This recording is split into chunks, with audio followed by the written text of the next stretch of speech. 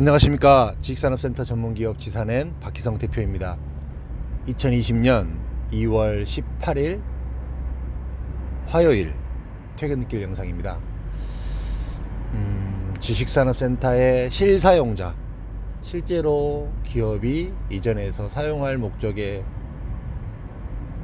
그런 것을 고민하고 계시는 회사들은 어떻게 접근을 하는 게 좋을까? 어떻게 지식산업센터를 사야 될까 말아야 될까? 지식산업센터를 분양받아야 될까 매매로 사야 될까? 좀 어렵죠.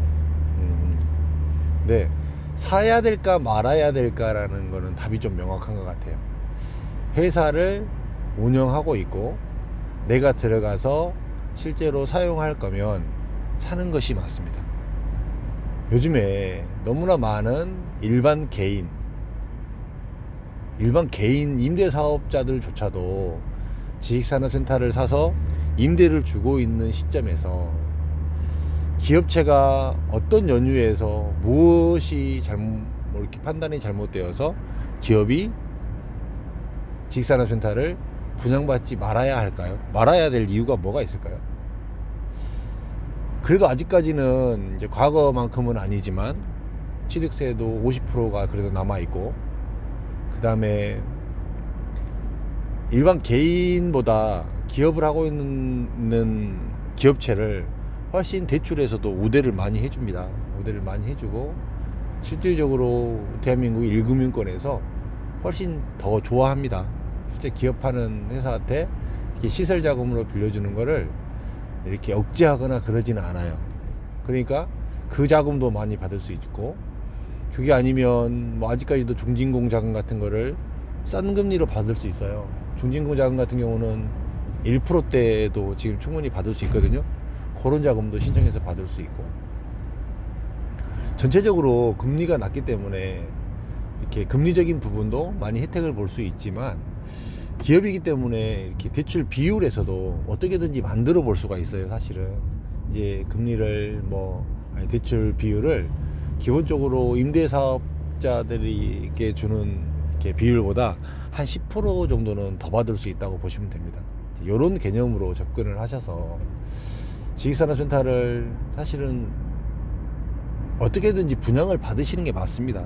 분양을 받으시는 게 맞고, 굳이 그거를 이제 아무리 지금 저금리 시대긴 하지만요, 이자 비용이 그거를 월세로 주는 것보다는 그래도 이렇게 실제로 사서 쓰는 게 훨씬 더 많이 유리한 부분들도 있고요. 또 아직까지는 이렇게 지식산업센터가 더 꾸준히 올라가고 있는 이런 시장이다 보니까 이런 부분들을 감안한다고 하면 이제 결국은 사무실 비용은 분양을 받음으로 인해서 공짜로 쓸 수 있는 이런 구도가 마련이 됩니다.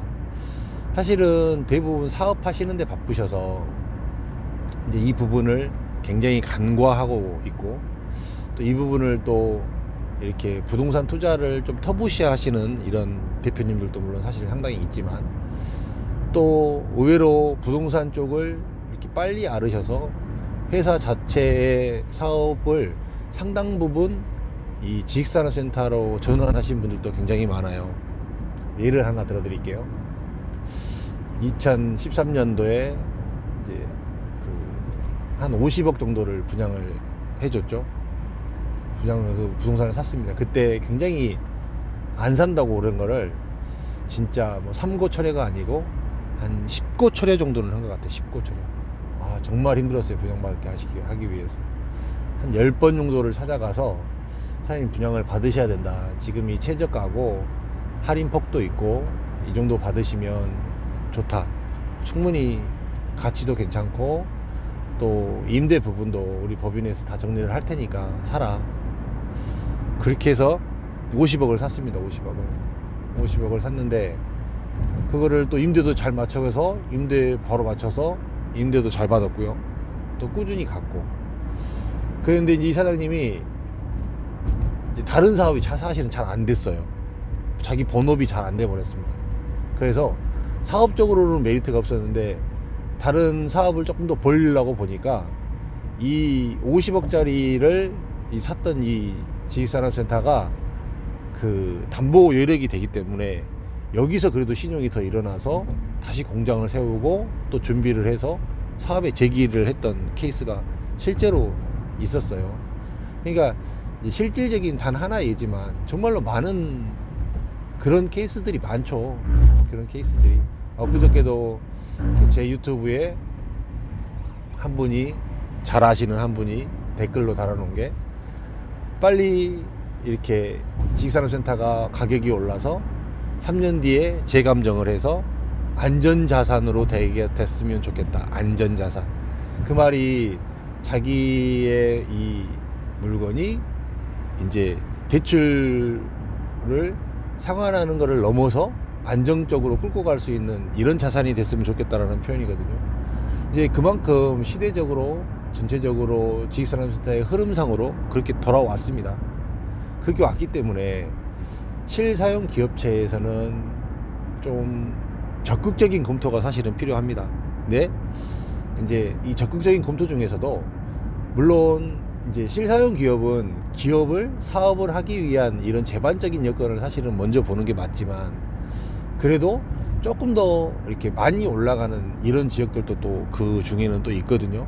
이런 부분들을 조금 더 감안을 하시고 실질적으로 좀 더 시장을 모니터링을 해서 분양은 반드시 받되 그 중에서도 조금 더 경쟁력 있는 물건으로 분양을 받아라. 이러면 충분히 경쟁력 있고 자산 가치도 있고 그 다음에 안정적으로 사업을 끌고 가는데 아무런 지장이 없다.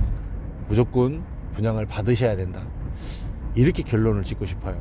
무조건 분양을 받으셔야 됩니다. 안 받으시면 안 됩니다. 이제는. 왜냐면 물론 이제 사업적인 부분에서 사실은 분양받기도 사실 쉽지는 않겠지만, 그래도 이제 사무실을 쓰는 것 자체만으로도 안정적으로 가고 이거 자체가 충분히 그 회사 자체에 도움이 된다고 봤을 때는 좀 더 적극적으로 검토해 볼 필요성이 있다. 저는 이렇게 보거든요. 이렇게 보는 사람 중에 하나니까 지식산업센터를 실제로 쓰실 분, 실제로 사용하실 분들은 꼭 적극 검토하시고 기왕이면 저에게 모든 이 검토하는 것들을 이렇게 알려주시면 제가 여러분들에게 정말 그 중에서 어떤 물건이 제일 나은지를 초이스해서 안내해 드리고 입주하는 것까지, 그 다음에 대출을 받고 돈이 모자라면 뭐 신용대출을 받고 뭐 기술보증기금, 신용보증기금에서 대출을 받고 뭐 이런 정도까지 제가 알선하고 만들어 드릴 수 있으니까요. 조금 더 이렇게 적극적으로 지식산업센터를 보시고 좀 시장을 예의 주시하고 계시면 의외로 또 좋은 물건들이 보일 수 있습니다. 그런 시기니까요. 그렇게 해서 또 오늘은 실사용자들에 대한 대처, 꼭 사야 된다, 이 정도로 이렇게 한마디를 드리고 싶습니다. 감사합니다.